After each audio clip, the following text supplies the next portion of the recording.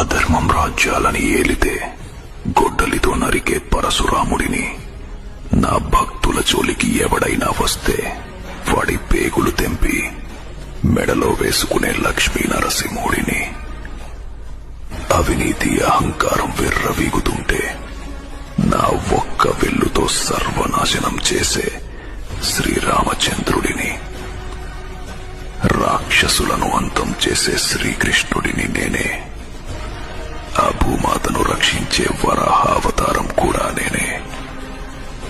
నేనే శివుడుని, నేనే బ్రహ్మాని, అన్ని లోకాల్లో నేనే, ప్రతి అణువులోనూ నేనే. ఈ సృష్టిలో ఉన్నది నేనే, ఈ సృష్టి అంతా నేనే.